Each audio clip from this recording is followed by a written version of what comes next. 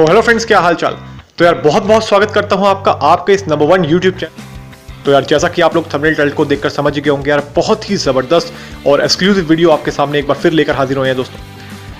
तो फ्रेंड्स, ये बहुत ही बढ़िया वीडियो होने वाली है जिसमें आपको कंप्लीट दोस्तों इन्फॉर्मेशन मिलेगी कि क्यों पोलैंड का वर्क वीज़ा रिजेक्ट होता है दोस्तों, क्या कारण है उसको आपको दोस्तों एक्चुअल इन्फॉर्मेशन दी जाएगी जो आपको यूट्यूब पे आज से पहले कभी भी नहीं, किसी ने भी नहीं प्रोवाइड किया है दोस्तों।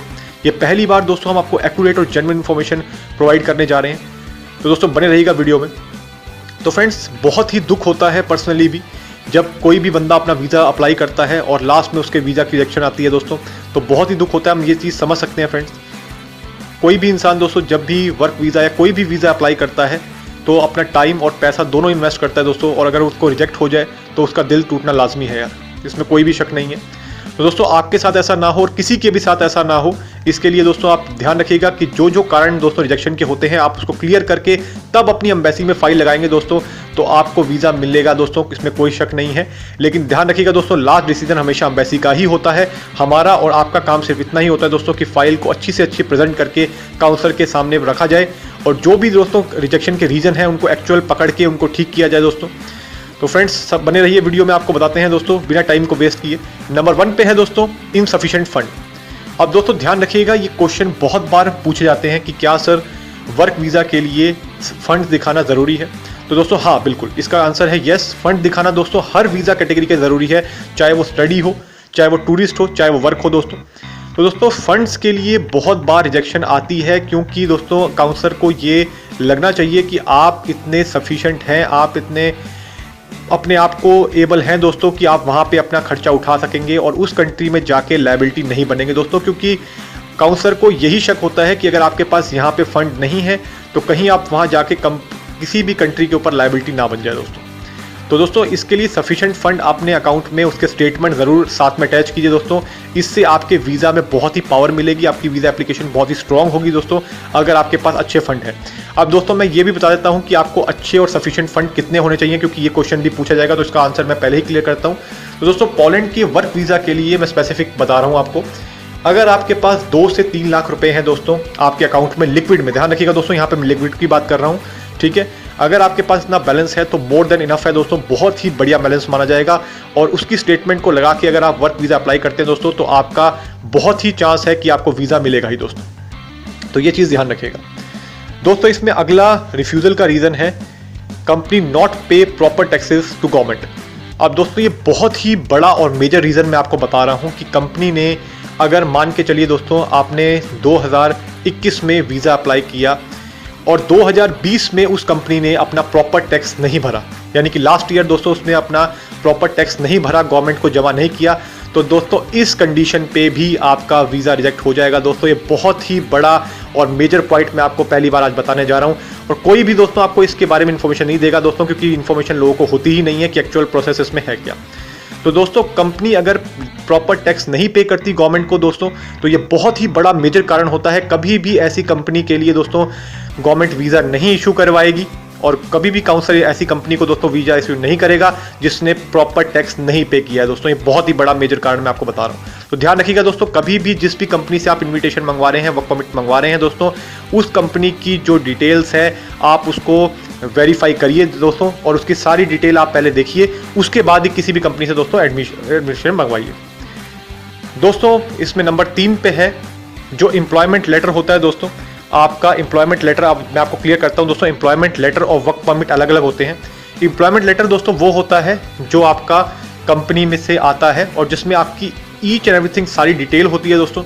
इवन दो कंपनी की भी सारी डिटेल होती है, कंपनी का नाम, उसका एड्रेस, उसका पिन कोड और आपकी प्रोफाइल दोस्तों, जिसमें सारी क्लियरली मेंशन होती है कि आप वहाँ पे क्या करने जा रहे हैं, क्या आपकी ड्यूटीज़ हैं, कितने आपके वर्किंग आवर्स हैं दोस्तों। और फ्रेंड्स ये जो भी लेटर है, एम्प्लॉयमेंट लेटर जिसे कहते हैं, ये उनके ऑथराइज पेपर पे ही होना चाहिए फ्रेंड्स, ध्यान रखिएगा। ऑथराइज पेपर विद एप्लीकेशन जो है दोस्तों, सिग्नेचर होनी चाहिए, वहाँ की अथॉरिटीज़ की तरफ से सिग्नेचर होना चाहिए उसके ऊपर, और उनकी ड्यूली स्टैम्प होनी चाहिए दोस्तों। और दोस्तों बहुत ही मेजर कारण है ये रिजेक्शन का। अगर आपके पास मान के चलिए अगर आपने एम्प्लॉयमेंट लेटर वहाँ से आगे आपको उसमें स्टैम्प मिसिंग है दोस्तों या सिग्नेचर मिसिंग है, और अगर आपने उसको एम्बेसी में सबमिट कर दिया दोस्तों, तो आपका रिजेक्शन आना दोस्तों तय है, क्योंकि काउंसलर को सीधा ये रीज़न पता चल जाता है दोस्तों कि आपका ये साइन नहीं है, स्टैंप नहीं है, यानी कि इसमें कोई गड़बड़ है। दोस्तों वो इतना नहीं सोचते और आपका सीधा वीज़ा रिजेक्ट कर देते हैं और आप सोचते रहते हैं कि क्या हुआ और क्यों वीज़ा रिजेक्ट हुआ। दोस्तों अगर आप खुद भी अप्लाई कर रहे हैं या किसी से भी अप्लाई करवा रहे हैं दोस्तों, तो इस चीज़ को हमेशा क्लियर कर लीजिए। और जब भी आपके पास दोस्तों एम्प्लॉयमेंट कॉन्ट्रैक्ट आपका आ रहा है तो दोस्तों उसको अच्छी तरीके से पढ़ लीजिए दोस्तों, क्योंकि क्या होता है कि ये पॉलिश लैंग्वेज में होता है और ध्यान नहीं देते इसमें लोग। और हमेशा दोस्तों इसको ट्रांसलेट करा लेना चाहिए। जब भी दोस्तों वर्क परमिट और एम्प्लॉयमेंट कॉन्ट्रैक्ट आपके पास आएगा तो दोस्तों वो पॉलिश लैंग्वेज में होगा, ध्यान रखिएगा। और जिस भी कंट्री में आप करवा रहे हैं, मान के चलिए शनिगन की किसी और भी कंट्री के लिए करते हैं, तब भी दोस्तों उनकी जो ओरिजिनल लैंग्वेज है उसी में वो होता है। तो आपको उसको अपनी इंग्लिश में या किसी भी लैंग्वेज में और ट्रांसलेट उसे करा सकते हैं आप। और ट्रांसलेट कराने के बाद दोस्तों उसे अच्छी तरीके से पढ़िए, उसकी सारी डिटेल को मैच कीजिए दोस्तों, क्योंकि वीज़ा लगाना कोई आसान काम नहीं है और कोई भी छोटी से छोटी चूक दोस्तों वीज़ा को रिजेक्ट करवा सकती है। तो आप उसे कंप्लीट पढ़िए दोस्तों, समझिए। और कोई भी अगर दोस्तों आपको उसमें दिक्कत होती है तो अपने कंसल्टेंट से या कंपनी से कांटेक्ट कीजिए और उसे क्लियर करवा के उसे दोबारा उसे भेजने के लिए कहिए। ठीक है दोस्तों, अगर आप इस चीज़ को दोस्तों ध्यान रखेंगे तो कभी भी आपका वीज़ा रिजेक्ट नहीं होगा दोस्तों। आपको मैं आज 100% एक्यूरेट इन्फॉर्मेशन बता रहा हूँ। अब दोस्तों जो इसमें अगला रीज़न है वो है कंपनी कहीं ब्लैकलिस्ट तो नहीं है। अब दोस्तों ध्यान रखिएगा, कंपनी ब्लैकलिस्ट किस कारण से होती है और कौन कौन सी कंपनी वहाँ पे किस तरीके से ब्लैकलिस्ट होती है दोस्तों, इस चीज़ का ध्यान रखिएगा। अब दोस्तों अगर मान के चलिए किसी भी कंपनी ने उसके कोटे से ज़्यादा, यानी कि मान के चलिए दोस्तों हर कंपनी के पास, चाहे वो पोलैंड की कोई भी कंपनी हो, उसके पास एक स्पेसिफिक कोटा होता है कि वो इतने % पोलैंड एम्प्लॉय को हायर कर सकती है दोस्तों। अगर उसने उससे ज़्यादा पोलैंड में एम्प्लॉयर को बाहर से फॉरेन से हायर किया और दोस्तों ये चीज़ गवर्नमेंट के पास सारी डिटेल होती है। अगर आपने किसी ने भी, उस कंपनी ने दोस्तों पैसे के लालच में आके या किसी भी रीज़न से आपको परमिट तो इशू कर दिया, लेकिन अगर उस कंपनी का कोटा एक्सीड कर गया है दोस्तों तो आपको वीज़ा नहीं मिलेगा दोस्तों। इस चीज़ की क्लियर गारंटी मैं आपको दे रहा हूँ। तो हमेशा जिस भी कंपनी से आप एम्प्लॉयमेंट कॉन्ट्रैक्ट और अपना वर्क परमिट मंगवा रहे हैं दोस्तों, चेक कर लीजिए प्रॉपर कि क्या उस चीज़ का दोस्तों उसके पास सबूत है और दोस्तों वो चीज़ वो रेक्टिफाई कर सकता है उस चीज़ को कि नहीं। तो फ्रेंड्स इस चीज़ को आप ध्यान रखिएगा, अगर आपका कोई भी जरा सी भी चूक इसमें होती है दोस्तों तो आपका वीज़ा नहीं लगेगा। अब दोस्तों इसमें सबसे लास्ट और मेजर कारण जो है वो है पोलैंड में जो वर्क वीज़ा इंटरव्यू होता है उसका अच्छी तरीके से क्लियर ना कर पाना। उसमें दोस्तों या तो ओवर कॉन्फिडेंस हो पाना, या फिर आपने जो अगर उसमें मान लीजिए जो काउंसलर ने पूछा है उससे 2 सवाल एक्स्ट्रा बोले हैं, 2 सवाल कम पूछे हैं, तो दोस्तों उससे बहुत ही बड़ा रीज़न है रिजेक्शन का।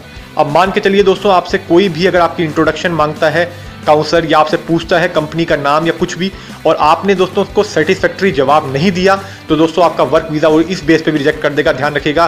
तो दोस्तों इंटरव्यू कैसे क्लियर करना है इसके लिए भी हमने कंप्लीट वीडियो हमारे चैनल पे बना रखी है, how to pass Poland work visa interview दोस्तों। इसका मैं लिंक आपको डिस्क्रिप्शन में भी दे दूंगा और हमारे चैनल पर जाकर भी आप सर्च कर सकते हैं दोस्तों। अगर आप ये वीडियो देख लेते हैं तो इंटरव्यू से रिलेटेड आपकी जो भी आपकी दिक्कत आपको आएगी दोस्तों ठीक हो जाएगी, आप वो समझ जाएंगे और आपको सारे क्वेश्चन आंसर उसमें दोस्तों बताए गए हैं, तो वो वीडियो भी आप चेक कर सकते हैं दोस्तों।